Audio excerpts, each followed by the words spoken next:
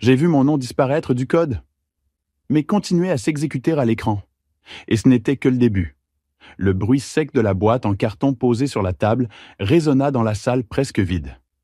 Les néons vacillaient au plafond, projetant une lumière pâle sur le métal poli.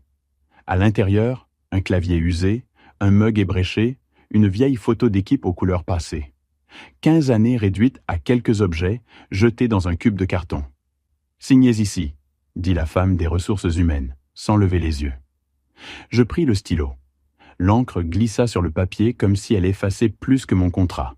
C'était un effacement de moi-même. Pourtant, je savais déjà qu'il pensait de m'enterrer. Et j'avais déjà prévu la suite. À travers la vitre dépolie de la salle, j'aperçus 2 directeurs penchés l'un vers l'autre, riant de quelque chose que je ne pouvais entendre. Le son semblait venir d'un autre monde. Mon badge avait déjà disparu de ma veste. Dans l'ascenseur, un stagiaire maintint la porte ouverte pour moi. Il regarda la boîte, puis mon visage. Pas un mot. Moi non plus. Dehors, un vent froid balayait les feuilles mortes sur le parking. Je posai la boîte sur le siège passager et restai là, à fixer le bâtiment. Façade vitrée, ligne parfaite, comme si elle pouvait cacher la saleté derrière. Je repensai à la veille au soir, quand j'avais vu pour la première fois mon code tourner. Sans mon nom. Exactement ce que j'avais anticipé. Mais le voir, réellement, brûlait comme du métal chauffé à blanc. Dans la boîte à gants, une clé USB. La version Nova. Celle qu'aucun d'eux ne connaissait. Je pris une grande inspiration, non pas pour me calmer, mais pour imprimer chaque détail. Le froid mordant du béton, le poids de la boîte, le goût métallique dans ma bouche. Je savais que ce moment, je devrais le revivre plus tard. Au coin de la rue, je vis Julien, du service informatique, une cigarette à la main. Il m'aperçut, écrasa le mégot et s'approcha. « J'ai appris pour toi, » dit-il, hésitant. « Ne dis rien, coupai-je. Réponds juste, il l'exécute ?» Il baissa les yeux une seconde. « Oui, depuis hier. » Je hochai la tête. Un nœud se forma dans mon estomac, mais la colère ordonnait déjà mes pensées. Je montai dans la voiture. Dans le rétroviseur, un visage plus dur, presque étranger, me fixait. J'allumai le moteur et partis lentement. Je n'étais pas pressé. Depuis des mois, j'étais déjà en avance sur eux.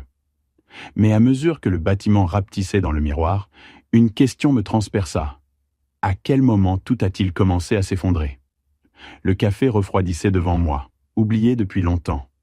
Je tournais la cuillère dans la tasse, écoutant le tintement métallique, mais mes yeux restaient rivés sur la vitrine. De l'autre côté de la rue, Clara et Morel, 2 cadres de l'entreprise, sortaient d'une berline noire. Ils riaient. Leur dossier neuf à la main, leurs pas sûrs, comme si rien ne s'était passé. Clara passa une main dans ses cheveux avant d'entrer dans la brasserie. Morel jeta un coup d'œil rapide autour de lui, se pencha vers elle et murmura quelque chose. Elle éclata de rire. Ce n'était pas un rire léger. C'était celui de quelqu'un qui savait déjà avoir gagné. Je ne bougeais pas. Le réflexe de me lever, de traverser la rue, de leur demander des comptes, était là. Mais je l'ai étouffé. Je sortis mon téléphone. Mon doigt glissa jusqu'au contact, Maître Lefebvre, avocat, puis s'arrêta. Pas encore. Un souvenir surgit, 3 mois plus tôt. Un email envoyé à 22h14.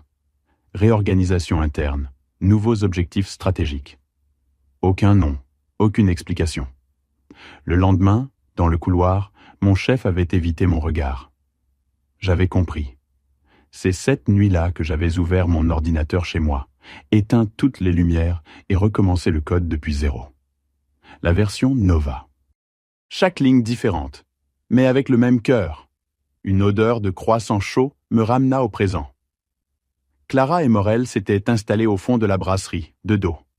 Je les observais à travers la vitre, ma main serrant la porcelaine brûlante. Je quittais le café et marchais sans réfléchir.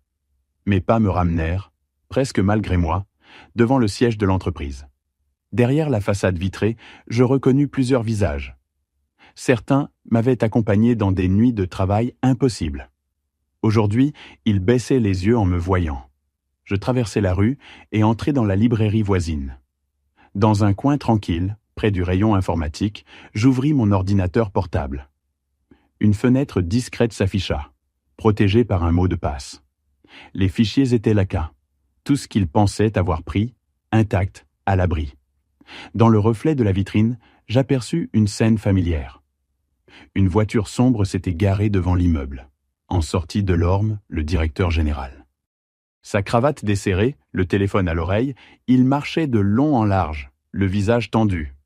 Ses gestes nerveux trahissaient quelque chose, un problème qu'il n'arrivait pas à contenir. Mon téléphone vibra.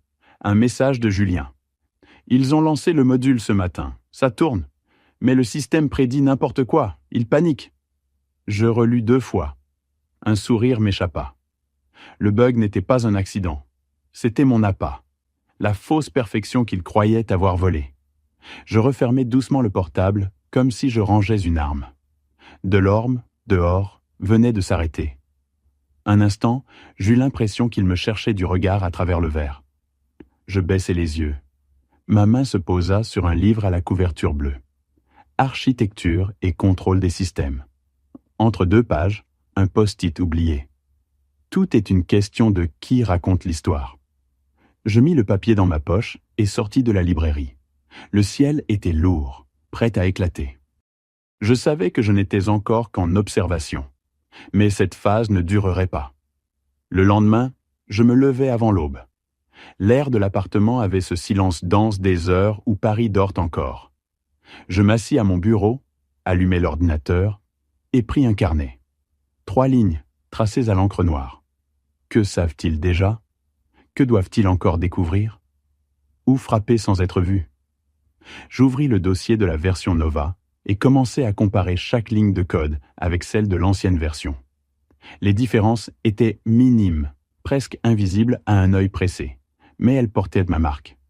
Une signature discrète, cachée dans une boucle que personne ne toucherait sans tout casser. À 9 heures, j'appelai Maître Lefebvre. « J'ai des preuves, » dis-je d'une voix ferme. « De quoi ? Que le système qu'ils utilisent est le mien, et qu'ils le savaient. » Silence au bout du fil. « Venez cet après-midi, nous parlerons stratégie. » Je passai le reste de la matinée à marcher dans les rues encore humides de la veille. Sur un panneau publicitaire, un slogan de l'entreprise « Innover pour demain ». Je continuais sans rien dire. Mon avantage, c'était de rester invisible. Chez l'avocat, je posais sur la table mon ordinateur, des copies datées, des échanges internes. « Solide », conclut-il. « Mais vous voulez attaquer maintenant ? Ou les laisser s'enfoncer ? » Je regardais la pluie sur la vitre. Qu'ils se trahissent eux-mêmes. En rentrant, je mis en œuvre la première étape. Sur un forum technique fréquenté par des experts, je postais, sous un vieux pseudonyme, une question anodine sur l'intégrité d'un certain algorithme. Le leur. Pas d'accusation directe, juste les bonnes interrogations, au bon endroit. En fin d'après-midi, assis à la terrasse d'un café, je suivais les réponses sur mon téléphone. Des ingénieurs, des analystes commentaient déjà, soulevant des incohérences. La graine était plantée. Un message de Julien apparut. Delorme a convoqué tout le monde. Quelque chose se prépare. Je relevai les yeux.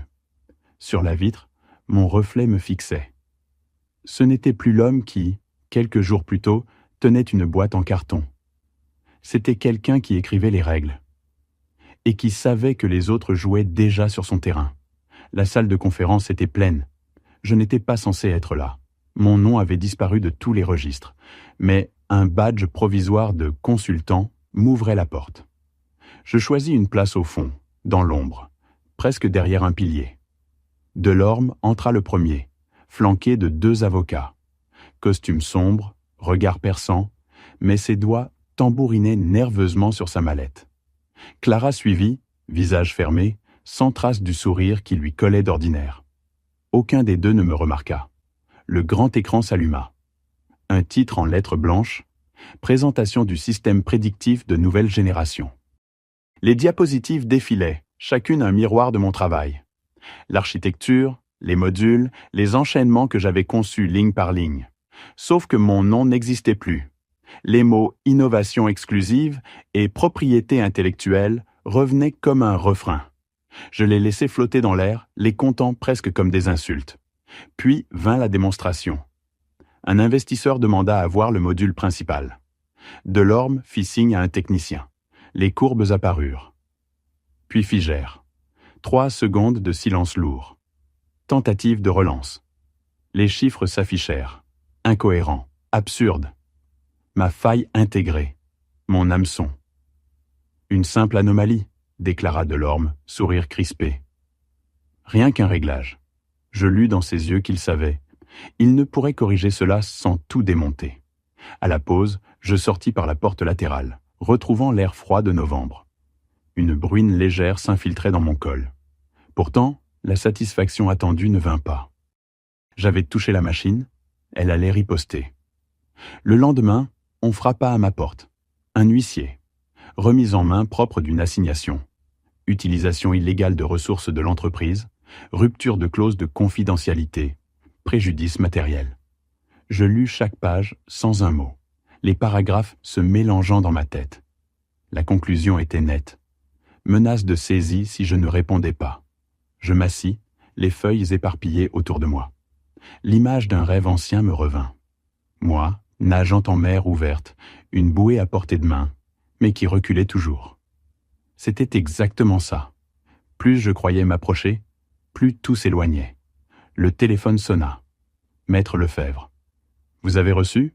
demanda-t-il. « Oui. »« Et s'il gagne ?»« S'il gagne, c'est parce que vous aurez abandonné. Si vous tenez, vous avez vos chances. Mais il faudra encaisser. » Je ne répondis pas. Il soupira. « Réfléchissez. On se parle demain. » Je raccrochai et restai là, à fixer la fenêtre. Derrière le verre, la ville avançait, indifférente. Un poids s'ancra dans ma poitrine, mêlé à un goût métallique. Je me levai, traversai le couloir et m'arrêtai devant le miroir. Le visage qui me regardait semblait plus vieux, les traits tirés. Ma main toucha la surface froide, l'image se déformant sous mes doigts. Je rassemblai les documents, les fixai avec un trombone et les posai sur la table. Puis, j'éteignis les lumières. Dans l'obscurité, seul le bruit régulier de la pluie remplissait la pièce. Pour la première fois depuis que j'avais quitté l'immeuble avec ma boîte, je sentis que la chute n'était pas terminée, et qu'elle pouvait encore être plus longue que prévu. Je me réveillai avant l'aube. Pas à cause de l'angoisse cette fois, mais parce que quelque chose en moi avait basculé pendant la nuit. Les dossiers sur la table étaient toujours là, menaçants, mais je ne les regardais plus comme une pile d'accusations. C'étaient des pièces d'un mécanisme que je devais démonter. Ce n'était plus une affaire de sauver mon nom. C'était une question de faire tomber la machine qui effaçait les créateurs. Je lançai la cafetière et allumai l'ordinateur. Sans trop réfléchir, je branchai un vieux disque dur externe. Une icône apparut à l'écran. Archive Old. En l'ouvrant, je retrouvai des croquis oubliés, des schémas, des captures d'écran datées.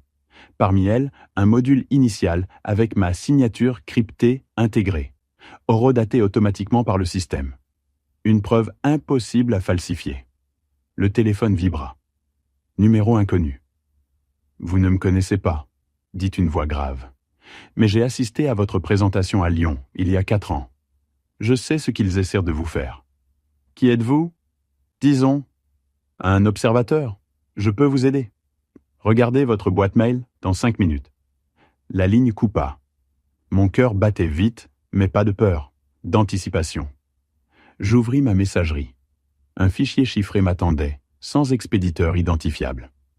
Dedans, des tableaux internes de l'entreprise, des contrats secrets, des paiements à des sociétés écrans, et même une clause de licence illégale, vendant mon code à un client étranger. C'était plus que la preuve d'un vol. C'était la preuve d'un crime. J'envoyai le tout à Maître Lefebvre avec un message bref. On change d'échelle. Il me rappela presque aussitôt. Ce dossier, ça dépasse votre cas. Ça peut atteindre le conseil d'administration. Alors, on vise le conseil d'administration. L'après-midi, je retrouvai Lefebvre et Marianne, une ancienne collègue partie 2 ans plus tôt. Elle feuilleta les documents, secoua la tête. Je savais qu'ils contournaient des règles, mais pas à ce point. « Tu témoignerais ?» demandai-je. Elle marqua une pause. « Si ça sert à nettoyer le terrain, oui, mais il faut savoir, ça ne sera pas sans risque. En les écoutant, je compris que ma bataille avait changé de nature. Je n'étais plus en train de défendre un brevet ou une ligne de code. J'allais exposer un système entier qui broyait les gens comme moi. Le soir, je rentrais chez moi et dessinais un plan clair. Étape 1, déposer une plainte officielle avec preuves numériques et témoignages. Étape 2, rendre les informations publiques de manière à ce qu'elles ne puissent pas disparaître dans les couloirs des tribunaux. Ce n'était plus seulement une guerre juridique, c'était un conflit stratégique. Je me postais à la fenêtre. Paris scintillait, indifférente, en contrebas. Je pensais à tous ceux qui étaient sortis de ce bâtiment avec une boîte en carton et un nom rayé des crédits.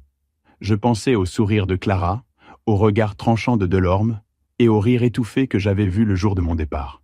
L'air froid entra dans la pièce et, pour la première fois depuis longtemps, ma respiration fut profonde, sans nœud dans la poitrine. Je savais que je m'avançais vers un point de non-retour et que, si je réussissais, cette histoire ne m'appartiendrait plus seulement. Je rangeai le disque dur dans le coffre, éteignis la lumière et restai dans l'obscurité à visualiser chaque coup à venir. Un à un, comme des pièces sur un échiquier. Et je souris. Parce qu'à présent, il ne faisait plus face à un employé licencié. Il faisait face à quelqu'un prêt à changer les règles du jeu. La salle résonnait de conversations feutrées, de rires mesurés et du cliquetis délicat des verres. C'était le lancement d'un produit par une start-up partenaire. Un événement mondain où les visages importants du secteur se mélangeaient. Parfait pour avancer sans attirer l'attention. Je me frayais un chemin entre les groupes, saluant quelques connaissances. Mon expression lisse, contrôlée. Au fond, près du bar, Marianne m'attendait. Robe noire simple, regard en alerte. « Tout est prêt », dit-elle à voix basse. Le journaliste a confirmé, il reçoit le dossier demain matin. Et les serveurs ? Julien a fait le mirroring. Si quelqu'un tente de tout effacer, on a 3 copies, réparties à l'étranger. Je hochai la tête. Nous parlions peu, nos phrases calibrées, chaque mot pensé. Derrière nous, les rires et la musique créaient un écran parfait. Puis je le vis. Delorme, costume impeccable, s'avançait dans la salle. Il discutait avec un investisseur américain, gestes assurés, sourire maîtrisé. J'imaginais la fissure qui se formerait sur ce masque quand la presse publierait les preuves. Nous restâmes dans notre rôle. Circuler, échanger quelques banalités, paraître insignifiant. La discrétion était notre arme. Plus tard, sous les lampadaires de la ruche humide, nous rejoignîmes une berline sombre. À l'intérieur, Julien attendait. Il sortit un petit étui métallique du vide-poche et me le tendit. Les clés d'accès aux sauvegardes. Ne les garde pas chez toi. Elles seront dans le coffre de Lefebvre ce soir. En parlant avec eux, je remarquai que mon ton avait changé. Je ne parlais plus comme quelqu'un qui se défend. J'énonçais les étapes comme on dirige une opération. Sur le chemin du retour, je me surpris à observer mon reflet dans la vitre du bus. Les traits étaient les mêmes, mais le regard avait pris une densité nouvelle. Fini l'incertitude. Chaque mouvement désormais menait à une seule direction. Je savais que la prochaine phase serait rapide, et qu'une fois la première pièce tombée, l'effet domino serait impossible à arrêter. L'auditorium était plein à craquer. Journalistes, caméras, flash. Tous attendaient la déclaration officielle de l'entreprise. Je restais debout au fond, capuche rabattue sur la tête. Delorme monta sur scène, suivi de Clara. Le logo brillant s'affichait sur l'écran géant. Il parla de transparence, d'éthique et d'engagement envers l'innovation. Chaque mot sonnait creux. Un journaliste leva la main. « Comment réagissez-vous aux révélations parues ce matin ?» Delorme marqua une pause. Clara tenta de prendre le relais. Il s'agit d'un malentendu. Une autre voix coupa net. « Nous avons les contrats, le code, les emails. Tout est ici. » Le murmure devint tumulte. Les flashs crépitaient. Les questions fusaient. Delorme essuyait la sueur sur sa nuque. Clara cherchait à clore la séance. Mais la salle ressemblait désormais à une meute encerclant sa proie. Finalement, Delorme admit la nécessité de revoir certaines procédures et de corriger des erreurs d'attribution. Une confession voilée, mais suffisante. Je quittai la salle avant la fin. Dans la rue grise, le vent portait l'odeur de pluie. Mon téléphone vibra. Message de Marianne.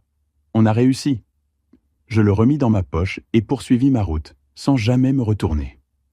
La pluie fine frappait le toit en verre du laboratoire. Les lumières étaient éteintes, sauf une lampe de bureau éclairant mes carnets. Le son régulier des gouttes imposait un rythme lent. Au centre de la table, la clé USB de la version Nova. Je la pris entre mes doigts, la fis tourner une dernière fois, comme pour en peser la valeur. Puis je l'insérai dans le broyeur métallique. Le grincement avala des années de travail en quelques secondes. Je restais immobile, observant les éclats briller faiblement sous la lampe. Pas de colère, pas de soulagement, seulement le silence. Derrière moi, dans l'encadrement de la porte, Marianne ne disait rien. Sur la vitre du laboratoire, je collais un post-it jaune, écrit à la main. Ce n'était pas une vengeance, c'était de l'architecture. Je sortis, refermant la porte avec lenteur.